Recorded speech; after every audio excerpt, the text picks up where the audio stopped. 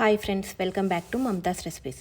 ఈరోజు వీడియోలో ఉగాది స్పెషల్గా ఎవరైనా ఈజీగా చేయగలిగే మృదువైన నేతి బొబ్బట్లు ఎలా చేయాలో చూపించబోతున్నాను. ఈ వీడియోలో నేను మైదా పిండిని వాడకుండా హెల్తీగా చేస్తున్నాను. చూడండి, బొబ్బట్లు చక్కగా పొంగుతూ మృదువుగా వస్తాయి. మరి ఎప్పుడు చేసినా కమ్మటి రుచితో పాటు బాగా పొంగుతూ రావడానికి సరైన విధానాన్ని, కొలతల్ని ఈ వీడియోలో చూడవచ్చు. మరి ఆలస్యం చేయకుండా ఈ నేతి బొబ్బట్లని ఎలా చేయాలో చూద్దాము. ముందుగా ఒక కుక్కర్లోకి ఒక గ్లాస్ శనగపప్పును తీసుకొని బాగా కడిగి తీసుకోండి. నేను ఇక్కడ గ్లాస్తో శనగపప్పును తీసుకుంటున్నాను. ఇలా బాగా కడిగాక మనం ఏ గ్లాస్తో తీసుకున్నామో అదే గ్లాస్తో 2 గ్లాసుల దాకా నీళ్ళని తీసుకొని కాసేపు నానబెట్టండి. మీకు టైం ఉంటే అరగంట కానీ గంట కానీ నానబెట్టుకోండి. ఇలా పప్పు నానిన తర్వాత స్టవ్ ఆన్ చేసి కుక్కర్ని పెట్టి మీడియం ఫ్లేమ్లో 2 లేదా 3 విజిల్స్ వచ్చే వరకు ఉడికించండి. ఈ పప్పు ఉడికేలోపు మనం పిండిని కలుపుకుందాము. ఒక బౌల్లోకి జల్లెడని తీసుకొని 2 గ్లాసుల వరకు గోధుమ పిండిని తీసుకోండి. ఇక్కడ నేను గోధుమ పిండిని తీసుకుంటున్నాను. మీరు కావాలంటే సగం గోధుమ పిండిని, సగం మైదా పిండిని కానీ తీసుకోవచ్చు. లేదంటే మొత్తం మైదా పిండినైనా తీసుకోవచ్చు. ఇప్పుడు ఇందులోకి చిటికెడంత ఉప్పుని, అలాగే 2 టేబుల్ స్పూన్ల నెయ్యిని, పావు టీ స్పూన్ పసుపుని తీసుకొని బాగా కలపండి. ఇక్కడ మనం గోధుమ పిండితో చేస్తున్నాం కాబట్టి పసుపును వేయడం వలన బొబ్బట్లు బాగా కనిపిస్తాయి. మీరు కావాలంటే స్కిప్ చేసైనా చేసుకోవచ్చు. పిండిని ఇలా బాగా రబ్ చేస్తూ నెయ్యి పిండిలో బాగా కలిసేలాగా కలుపుకోవాలి. ఇలా కలిపాక ఇందులోకి సరిపడా నీళ్ళని తీసుకొని పిండిని సాఫ్ట్గా కలుపుకోవాలి. ఇలా పిండిని సాఫ్ట్గా కలిపాక మళ్ళీ పైన కొంచెం నెయ్యిని అప్లై చేసి మూత పెట్టి మనం పూర్ణం తయారు చేసేంత వరకు పక్కన పెట్టండి. కనీసం ఒక అరగంట నుంచి గంట వరకు పక్కన పెట్టాలి. ఇలా పప్పు అనేది మెత్తగా ఉడికిన తర్వాత ఈ పప్పుని ఒక స్టెయినర్లోకి వంచేయండి. ఇందులో ఉండే ఎక్స్ట్రా వాటర్ని అస్సలు ఉంచకూడదండి, మొత్తం కూడా వంచేయండి. ఈ వాటర్ని వేస్ట్గా పడేయకుండా రసం కానీ పప్పుచారులోకి కానీ వాడుకోవచ్చు.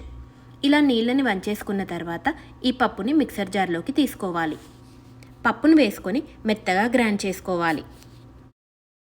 చూడండి, ఇలా ఇక్కడ చూపిస్తున్న విధంగా మెత్తగా గ్రైండ్ చేసుకోండి.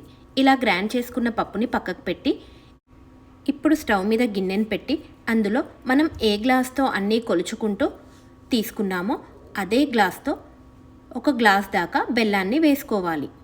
ఇక్కడ మీరు యూజ్ చేసిన బెల్లం అనేది మెత్తటి బెల్లం, కొద్దిగా ఎర్రగా ఉన్న బెల్లాన్ని తీసుకోండి. బొబ్బట్లు టేస్ట్ అనేది బాగుంటాయి. ఈ బెల్లంలో జిగురు శాతం ఎక్కువగా ఉంటుంది కాబట్టి బొబ్బట్లు పర్ఫెక్ట్గా వస్తాయి. ఇందులోనే 2 టీ స్పూన్ల నీళ్ళని వేసి బెల్లాన్ని కరిగించుకుందాము. ఇలా బెల్లం పూర్తిగా కరిగాక ఇందులో మనం గ్రైండ్ చేసుకున్న పప్పు ముద్దను తీసుకొని అంతా కలిసేలాగా బాగా కలపండి. ఇలా కలుపుతున్నప్పుడు మంటని లో ఫ్లేమ్లో పెట్టి బాగా కలపండి. మనకు పప్పు ఈ కన్సిస్టెన్సీలో ఉంటే సరిపోతుంది. కొంచెం పలచగా అనిపిస్తే ఇలా కలుపుతూ మరో 2 నిమిషాల పాటు ఉడికించండి. ఇలా కన్సిస్టెన్సీలోకి వచ్చాక ఇందులో 2 టేబుల్ స్పూన్ల నెయ్యిని తీసుకోండి. అలాగే మంచి ఫ్లేవర్ కోసం అర టీ స్పూన్ యాలకుల పొడిని వేసి బాగా కలిపి స్టవ్ ఆఫ్ చేసుకోవడమే. మనకు పూర్ణం అనేది మరీ పలచగా ఉండకుండా ఇలా ప్రిపేర్ చేసామంటే మనకు బొబ్బట్లు చేసిన, పూర్ణం బూరెలు చేసిన చాలా బాగా వస్తాయి. ఇప్పుడు ఈ ప్యాన్ని పక్కకు తీసుకొని ఈవెన్గా పల్చగా స్ప్రెడ్ చేసి పక్కన వదిలేసేయండి. అంటే పూర్తిగా చల్లారనివ్వండి. ఇలా కంప్లీట్గా చల్లారిన తర్వాత పూర్ణం అనేది గట్టిపడిపోతుంది. ఇప్పుడు మీకు నచ్చిన సైజులో ఉండలుగా చుట్టేసుకోండి. ఇలా చేతికి కొద్దిగా నెయ్యిని అప్లై చేసుకొని ఉండలుగా చేసుకొని తీసుకోండి. ఇలా ఉండలుగా చేసుకున్న తర్వాత పైన మూతను పెట్టి పక్కన పెట్టండి. ఇప్పుడు మనం కలిపి పెట్టుకున్న పిండిని తీసుకొని మరొకసారి బాగా కలపండి. చూడండి, పిండి చక్కగా నాని సాఫ్ట్గా తయారైంది. ఇలా 2 లేదా 3 నిమిషాల పాటు బాగా కలిపాక చిన్న చిన్న ముద్దలుగా చుట్టి తీసుకుందాము. అలాగే మనం పూర్ణాన్ని ఎంత సైజులో తీసుకున్నామో అలాగే ఈ పిండి ముద్దను కూడా అదే సైజులో చేసి తీసుకోండి. సో మిగతా పిండి ఆరిపోకుండా మూత పెట్టి పక్కన పెట్టేసి ఇప్పుడు బొబ్బట్లు ప్రిపేర్ చేసుకుందాము. ఇక్కడ నేను బొబ్బట్లు చేయడానికి బటర్ పేపర్ని తీసుకున్నాను. బటర్ పేపర్ని తీసుకొని కొద్దిగా నెయ్యిని అప్లై చేసి మనం చేసుకున్న పిండి ముద్దను తీసుకొని చిన్న పూరీ సైజ్ అంతా ఇలా నొక్కి తీసుకోండి. ఒకవేళ మీ దగ్గర బటర్ పేపర్ లేకపోతే అరటాకును కానీ పల్చగా ఉన్న ఏదైనా కవర్ని కానీ తీసుకోవచ్చు. ఇప్పుడు ఇందులోకి మనం చేసుకున్న పూర్ణాన్ని తీసుకొని బాగా క్లోజ్ చేయాలి. ఎక్కడా కూడా పూర్ణం అనేది బయటకు రాకుండా ఇలా క్లోజ్ చేశాక ఇలా స్ప్రెడ్ చేయండి. దీనిపైన కొంచెం నెయ్యిని అప్లై చేసి మరో పక్కన టర్న్ చేసి ఇటు కూడా కొంచెం నెయ్యిని వేసి బొబ్బట్లు చేసుకుందాము.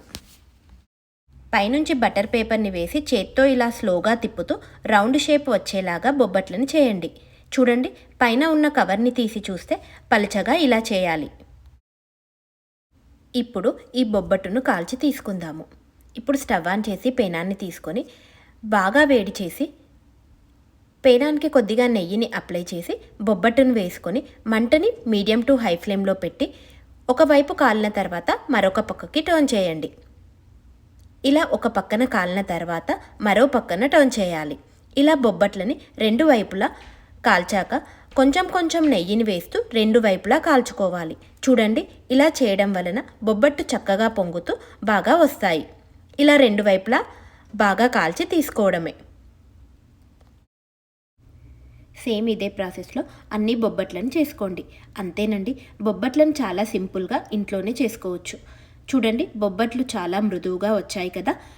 మరి పండుగకి మీరు కూడా తప్పకుండా ట్రై చేసి మీకు ఎలా వచ్చాయో నాకు కామెంట్ చేయండి. మీకు ఈ వీడియో నచ్చినట్లయితే లైక్ చేయండి. అలాగే మీ ఫ్రెండ్స్కి, రిలేటివ్స్కి షేర్ చేయండి. మరిన్ని సింపుల్ అండ్ టేస్టీ రెసిపీస్ కోసం మా ఛానల్ని సబ్స్క్రైబ్ చేసుకోండి. Thank you for watching.